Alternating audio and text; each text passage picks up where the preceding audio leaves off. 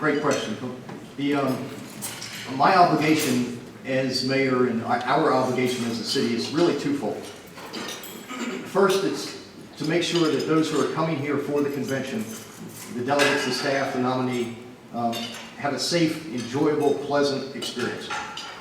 I also have an equally important obligation, and that is to make sure that those who are coming here to offer a different opinion to what takes place inside the building have an opportunity to do that in a clean, safe, pleasurable environment.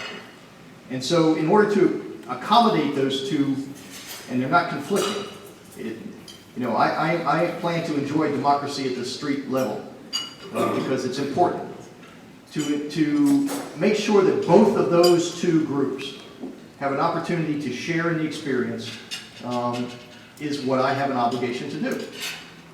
And so as best we can, we are trying to manage those two somewhat competing challenges. The ordinance that we have proposed, regardless of what we call it, is designed to do exactly that.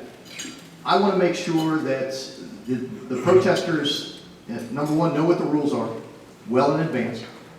Number two, to the extent that we can facilitate as many people as want to come, irrespective of whether I agree with them or not, that's not my job, that they can have their opportunity to express themselves to the delegates, to the event itself, to the meeting. Now, we just can't have people running everywhere. So in order to do that, we've got to manage this. We've got to manage expectations. We're designing protest routes that will accommodate everybody who wants to protest. We're designing viewing areas where people can stand in proximity to the event, because the courts have said you have to give folks reasonable sight and distance to express themselves, and we are trying desperately to make sure that that happens. We want to make sure that they have a safe experience, both the delegates and those who choose to protest.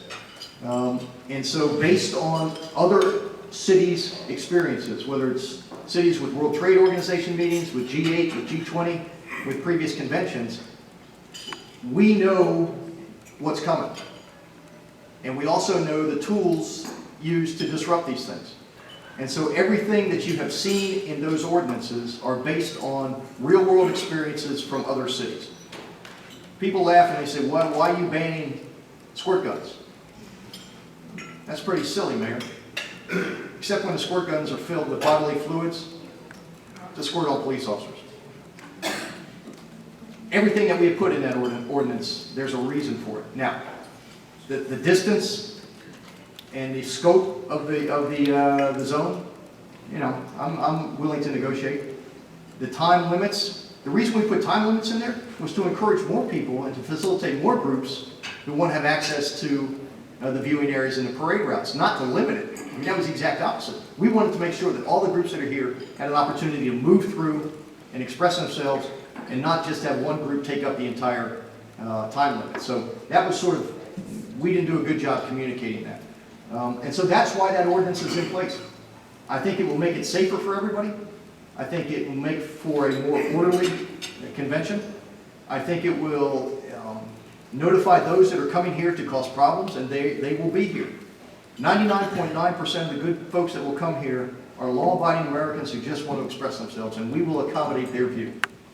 Those who are coming here to destroy and to disrupt and to cross that line, you are going to jail. Period. End of discussion. You are not going to tear up our downtown and destroy things and hurt our police officers just because you want to. And that also keeps all of the other folks safe as well, because I know the legitimate groups that are coming here, whether it's the teachers or whether the ACLU or SEIU, do not want to be infiltrated by these folks who are going to use them to provoke a police reaction. So that's why we're doing what we're doing. And City Council's, I think we've got everything worked out. And hopefully Council will pass it next week. But there will be a set of standards, and there will be an expectation of performance and behavior, and those that choose not to